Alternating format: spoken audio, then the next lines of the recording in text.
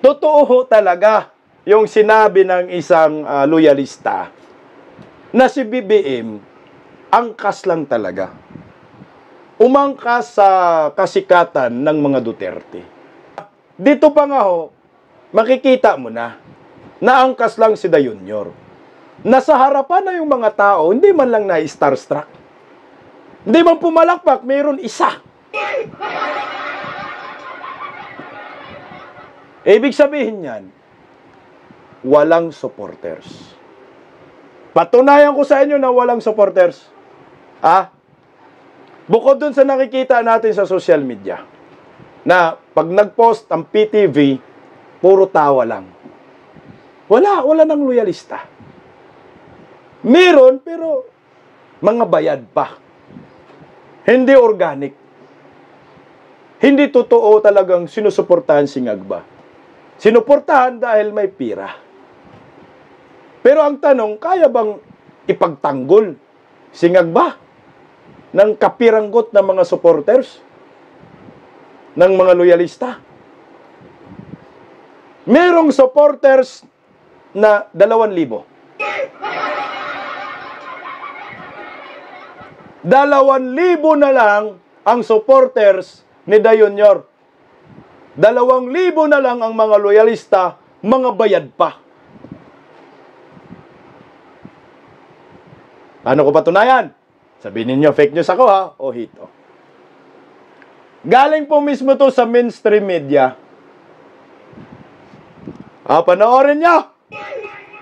President Bongbong Marcos gave 5,000 cash and raffle prizes to around 2,000 members of firm or friends of Imelda Romualdez Marcos, a loyalist group supporting the Marcos family during the pamaskong handog mula sa Pangulo event in Lunita. Tingnan nyo ha! Naglunita pa kayo? 2,000 lang naman pala kayo, mga animal. Di 2,000 na lang, mga bubunistang, tanganistang supporters ni Ngagba loyalist o nakalagay, oh. Romualdez Marcos loyalist. Haloy! 2,000 na lang kayo? May bayad pa yan, ha? 5,000. Aray ko. Kaya pala, pag may mga pagtitipon na walang bigay, walang kumakaway, walang sumisigaw. O ito sa Lunita pa ha, 2,000 na lang ho sila. Kaya ngayon yung mga supporters ng mga kongresista, galit na sa social media, dahil 2,000 na lang nga ho sila, yung 2,000 na yan, bayad pa, di man yan pupunta kung walang regalo, active ba yan sa social media? Talagang wala. Kawawa talaga kayo sa mga DDS. Mantakin mo, 2,000, bayaran pa. Kasi pag sinasabi mong loyalista, loyal sa mga Marcos. Ito yung mga ipinagmamalaki ni Gadun, na marami daw silang mga loyalista. Bakit nagkaganito? 2,000 na lang ang pumunta diyan sa Lunita pa ginanap. Hoy! Pamasko daw ni Ngagba, 2,000 na lang kayo? Sabi ni Tata Badajos, paano kung walang bayad, walang aatin? Nga. Puta, ang layo ninyo talaga sa mga Duterte. Tingnan nyo ha. Gumaya to sa mga Duterte, pinilit nilang gayahin yung pamasko ng mga Duterte doon sa Taal, Davao City. Tama, sabi ni Willie Montisa, dito sa Davao, pamasko ni PRRD, daming tao. Maraming tao at hindi pinipili. Duterte ka man o hindi ka Duterte, basta tao ka, Pilipino ka, wala, kasama ka. Ito, loyalista, piling-pili ho ito. Kasi loyalista man. Tama? 2,000 na lang, aray ko. Patunayan ko kayo sa inyo na pinipili ito. O ito. Meron pong video akong nakuha. Galing sa loyalista, malungkot pa. Tingnan mo, 5,000 lang natanggap eh. Malungkot pa ang loyalistang ito. Nagpapasalamat po ako dahil isa po akong napili pong napigyan po ng pamaskong handog po ng mahal po nating Pangulo po. Ay! Narinig niyo? Oh, ang lungkot niya. Masalamat daw siya kasi isa daw siyang napili. So, legit pinili.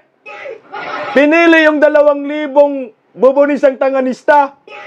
Pero lungkot niya dyan. Kita niyo? Pinili daw siya. Kasi loyalista. Sabi niya, pinili ng nagmahal na Pangulo. Puta, mahal nga, mahal bilihin, te.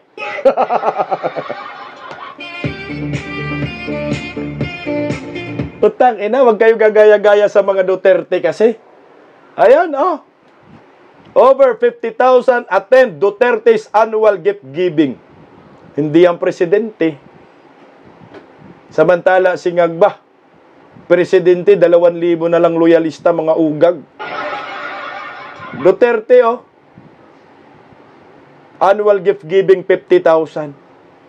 Pumunta ang mga yan, walang color coding. Kaya Ngagba, pinapunta, nag-color coding, nagpula talaga sila.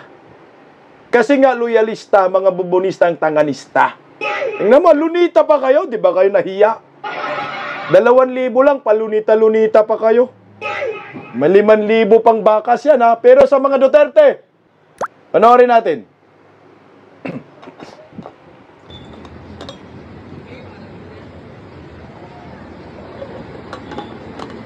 Ayan, oh.